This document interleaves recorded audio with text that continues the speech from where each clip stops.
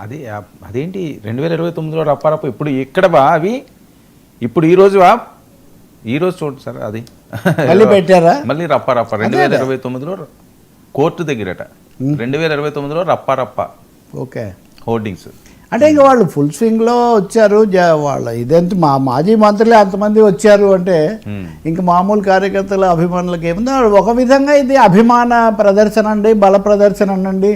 చాలా ఆసక్తికరంగా తెలుగుదేశాన్ని బలపరిచే మీడియాలో కూడా ఇదంతా ఒక పెద్ద పథకం జరగబోతుంది, చాలా భారీగా బల ప్రదర్శన చేయబోతున్నారు నిన్నటి నుంచే వార్తలు. అంటే ఇంక అదే ప్రత్యర్థులు చేసేంత ప్రచారం రాజకీయాల్లో ఇంకెవరు కూడా చెయ్యరు అన్నట్టుగా ప్రచారం. దానికి ఒక లాజిక్ కూడా తీసుకొచ్చారు వాళ్ళు. ఏమంటే నేను హాజరైతే భద్రతా ఏర్పాట్లు ఇవన్నీ సమస్యగా మారతాయి అని జగన్ చెప్తున్నారు కాబట్టి అది ప్రాక్టికల్గా నిజం చేయడం కోసం చాలా ఎక్కువ మందిని తీసుకొని వచ్చే ఒక పెద్ద వ్యూహాత్మకంగా జరగబోతుందని కూడా హెచ్చరికలు చేశాయి. కానీ నేను అనుకుంటాను, గతంలో కూడా చెప్పాను, జగన్ ఇదే క్రౌడ్ పుల్లర్. ఆయనకు సహజంగా చూడడానికి వస్తారు, వాళ్ళ పార్టీ కూడా ఉంటుంది. మూడవది హైదరాబాద్లో కూడా రాష్ట్రాలు రెండు విడిపోయినప్పటికీ దాగునే పూర్వ భవానుబంధములని సంబంధాలు, కుటుంబాలు లేకపోతే ఇవన్నీ ఎక్కడికి పోయాయి? దాదాపు దృశ్యం అదే కదా.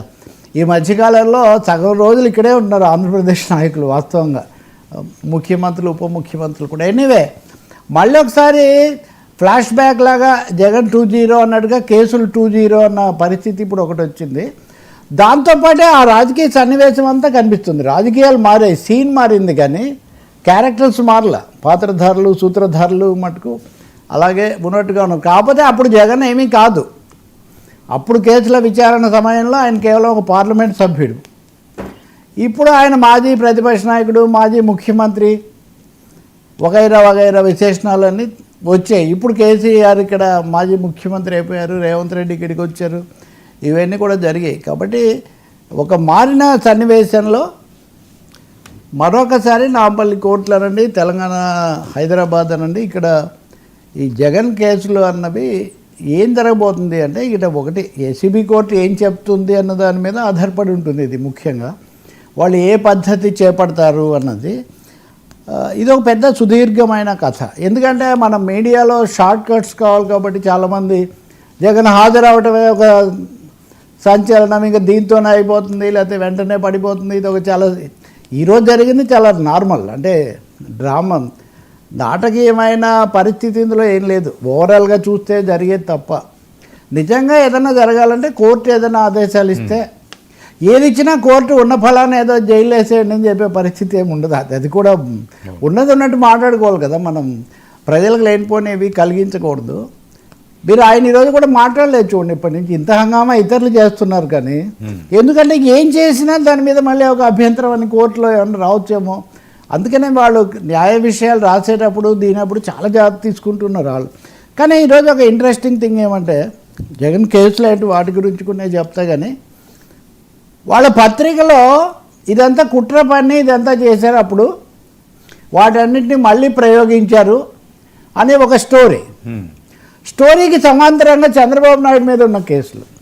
అంటే చంద్రబాబు నాయుడు ఏమో ఎన్డీఏతో ప్రభుత్వంతో ఉన్న వాటిని బట్టి బయటపడుతున్నారని మళ్ళీ వాళ్ళు ఈ రెండు అదొక సగం పేజీ లేదా అదొక పేజీ ఇదొక పేజీ లాగా రాస్తున్న పరిస్థితి కనిపిస్తుంది. సో మరొకసారి ఆంధ్రప్రదేశ్ రాజకీయాలు, కేసులు, సెక్షన్లు, చట్టాలు వీడి దగ్గరికి పోయే పరిస్థితి కనిపిస్తుంది. బహుశా సాయంత్రం ఎప్పుడైనా తిరిగి వెళ్ళిపోతారు, లేదు ఉంటే కొన్ని ఇక్కడ రాజకీయాలు ఎన్ని వ్యవహారాలు అండి వాళ్ళకు, ఆర్థిక రాజకీయ కౌటుంబిక వ్యవహారాలన్నీ హైదరాబాద్తో ముడిపడే ఉన్నాయి కదా ఇప్పటికి కూడా. కాబట్టి అవన్నీ జరగవచ్చు. పోలీసులకు ఇది కొంచెం నిజానికి టెన్షన్. ఎందుకంటే ఆ లోటస్ పాండ్లో ఇంటికి వెళ్ళేదైనా 3 దారులను ఇది చేశారు, కోర్టు దగ్గర కూడా చేశారు. ఆ పేరుని నాని ఇలాంటి మంత్రులు వస్తే వాళ్ళని బయట ఆపేస్తారు, సహజంగా ఆపేస్తారు.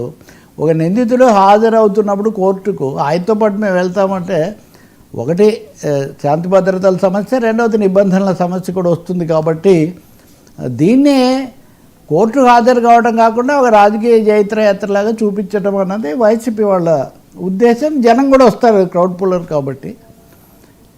రెండో సమస్య ఏమో రాజకీయంగా ఇది ఒక వ్యతిరేకమైన అంశము. మళ్ళీ కోర్టు మెక్కెట్లెక్కడి ఎంతవరకు పోయారంటే వర్మ ఒక ఆయన పేరు ఎవరు ఎందుకని నేను చెప్పను, కానీ నిన్న హిడ్మాను ఎన్కౌంటర్ చేసినట్టుగా జగన్ కూడా హిడ్మాకి వేసినట్టు శిక్ష చేయాలని ఒక ఆయన వేస్తే దాన్ని ఒకరు హెడ్డింగ్ కూడా పెడుతున్నారు. అంటే ఈ దేశంలో తప్పులు ఒప్పులు ఎవరి అభిప్రాయాలు ఎవరి అంచనాలు ఏమైనా కావచ్చు, కానీ ఒక మాజీ ముఖ్యమంత్రినో లేదా ఒక మాజీ నాయకుడు మంత్రినో ఎమ్మెల్యేనో ఉన్న ఫలానా హిడ్మాన్ ఏం చేశారనేదే ఇంకా విచారణలో ఎలా జరిగిందన్నది. జగన్ కూడా హిడ్మాన్ లాగా వేసేయాలి ఈ పద్ధతిలో అంటే అలా కోరుకునే వాళ్ళు కూడా ఉన్నారు అని ఒకటి మనకు అర్థమవుతుంది. సో ఈ అసహనం ఉంది చూడండి.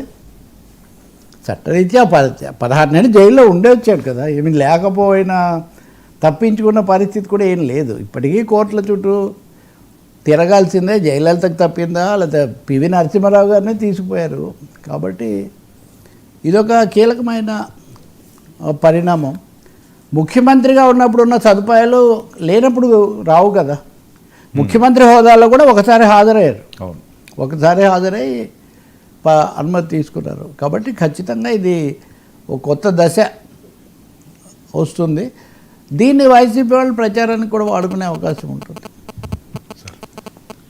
సో ఈ రోజే ఇంక తర్వాత ఎప్పుడు ఏంటి వాయిదా తెలియదు, ఇప్పటికేం తెలియదు. ఇప్పటికి అలాంటి అరగంటే ఉన్నారు, ఆయన గంట అన్నారు కానీ అరగంటే ఉన్నారు. ఇంకా రేపు కూడా ఆయన ఏం హాజరు కావాల్సిన, రేపు విచారణ జరుగుతుంది రేపు వాస్తవంగా.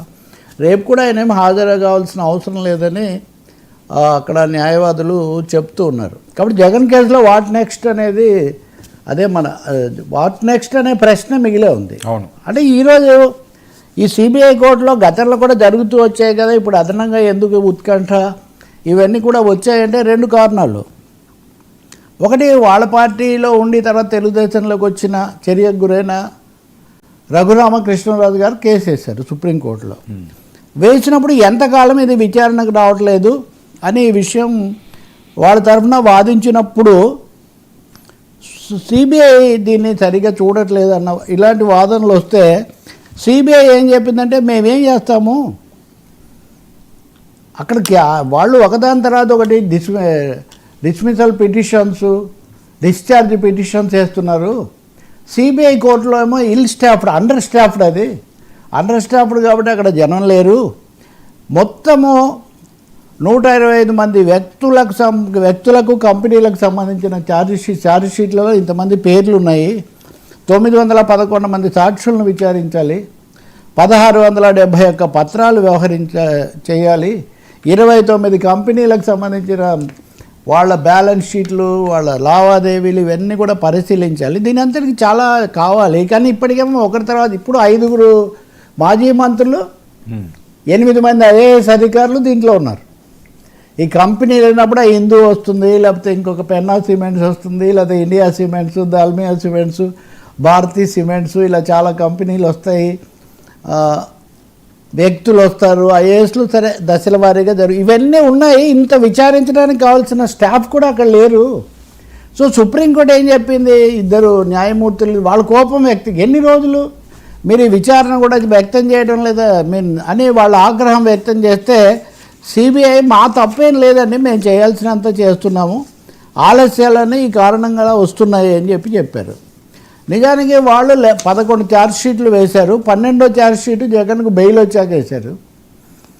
ఏ ఒక ఛార్జ్ షీట్లో వివరంగా వెళ్ళి 1 by 1 విచారణ చేసినటువంటి పరిస్థితి కూడా లేదు, ఈ డిస్మిసల్ పిటిషన్స్ అయిపోతే తప్ప. కాబట్టి కేసులో కేసు కాంగ్రెస్ వాళ్ళు రాస్తున్నారు ఈరోజు వాళ్ళ పత్రికలు ఏమని, నాకు సోనియా గాంధీ పత్రాలు పంపిస్తే నేను సంతకం పెట్టాను కానీ నాకేంది అని కేసు వేసిన శంకర్రావు కూడా ప్రధానంగా మొదలుపెట్టిన ఆయన కూడా సోనియా చెప్తే నేను వేశాను కానీ నాకేం తెలుసు అని ఆయన అన్నారు. ఇదంతా కాంగ్రెస్ వాళ్ళు తెలుగుదేశం వాళ్ళు కావాలని సృష్టించారు ఇది అని. ఇప్పుడు A1 అంతకుముందు రాజశేఖర రెడ్డిని కూడా పెడితే మళ్ళీ రాజశేఖర రెడ్డిని ఎవరు పెట్టారు, పెట్టొచ్చా లేదా అనేది కూడా ఇదంతా రాజశేఖర రెడ్డి తండ్రి అనే కదా ముఖ్యమంత్రిగా ఉన్నప్పుడు అని. ఆయన లేరు కాబట్టి చాలా చట్ట సంబంధమైన చాలా సమస్యలు దీంట్లో ఉన్నాయి. వీళ్ళలో అనేక మంది పార్టీలు మార్చారు. ఈ అధికారులు ప్రభుత్వాలు మారాయి, నాయకులేమో పార్టీలు మారి ఇప్పుడు మంత్రులుగా ఉన్నవాళ్ళు నేరుగా కాకపోయినా పరోక్షంగా జగన్కు సంబంధంగా ఉన్నవాళ్ళు మంత్రులు కొంతమంది ఇప్పుడు ఇటువైపు ఉన్నారు. కేంద్ర ప్రభుత్వంతో కూడా ఆ పార్టీకి సంబంధాలు ఇవన్నీ కూడా రకరకాలుగా మారుతూ వచ్చాయి. కేంద్రం పూర్తిగా పచ్చ జెండా ఇచ్చిందో తెలీదు. మూడోది ఈడీ జోక్యం కూడా ఒకటి ఉంది. ఈ లోపల సుప్రీంకోర్టుకి ఎంతమంది న్యాయమూర్తులు మారిపోయారు. అవును. మొన్న ఎవరో అన్నట్టుగా ఉదాహరణకు జస్టిస్ ఎన్వి రమణ గారు ఉన్నప్పుడు అయిపోతాయి అనుకుంటే అవ్వలేదని ఎవరు అని ఎవరు అంటున్నారు? సిబిఐ వాళ్ళు అంటున్నారు. సిబిఐ అధినేత అంటున్నాడు. అంటే సిబిఐ అధినేత చీఫ్ జస్టిస్ లిమిటేషన్స్ ఆయనకు తెలియదా మనం చెప్పలేం. కాబట్టి డ్రామాటిక్గా మీడియాలో ఎంత ప్రొజెక్ట్ అవుతుందో అంత డ్రామాటిక్ రిజల్ట్స్ అయితే వచ్చే అవకాశం ఏమీ లేదు. ఇది కాలం పట్టే వ్యవహారమే. పైగా దీనివల్ల ప్రచారము, ఆర్భాటము, కొత్త వివాదాలు, ఎవరు షరతులు ఉల్లంఘించారా లేదా, మాట దాటారా లేదా, ఇట్లాంటి చర్చలు కూడా వచ్చే అవకాశం కూడా చాలా ఉంది. బహుశా నేను అనుకుంటాను వ్యూహాత్మకంగా ఈరోజు వాళ్ళు ఇచ్చిన వార్తా కథనం దాని స్టైల్లో చూస్తే వాళ్ళు కూడా చంద్రబాబు మీద ఉన్న కేసులు మీరు చేయండి, విచారించండి అని కౌంటర్ స్ట్రాటజీ తీసుకొని దాన్ని కూడా కొంచెం పిల్సు గిల్సు వేసే ఒక అవకాశం కూడా ఇక్కడ కనిపిస్తుంది. So legal battle will be full. ఇంకా ఇందులో మళ్ళీ హైదరాబాదు, తెలంగాణ రాజకీయాల్లో కూడా ఇప్పటివరకు ఇండైరెక్ట్గా వీళ్ళకు వాళ్ళకు ఒకటి, లేదా ఉదాహరణకు రేవంత్ రెడ్డి ఇంటర్వ్యూ ఇచ్చినప్పుడు చాలా సూటిగానే జగన్ ముఖ్యమంత్రిగా తన పట్ల కనీసం ఆయన ఇది కూడా చేయలేదన్న అసంతృప్తి కూడా వెలిబుచ్చున్నారు. కేసీఆర్తోనే ఉంటారని, వాళ్ళిద్దరు కలిసి వెళ్తారు, ఇట్లాంటివి కూడా. కాబట్టి ఆ రీత్యా హైదరాబాద్లో కూడా కొంత ఈ ఎఫెక్ట్ పెరుగుతుంది. గతం కంటే హైదరాబాద్లో రాజకీయ వేడి పెరిగే అవకాశం కూడా కనిపిస్తుంది. సార్ వైసీపీకి లీగల్ డబ్బులు అసలు ఏం జరుగుతుంది? ఇదే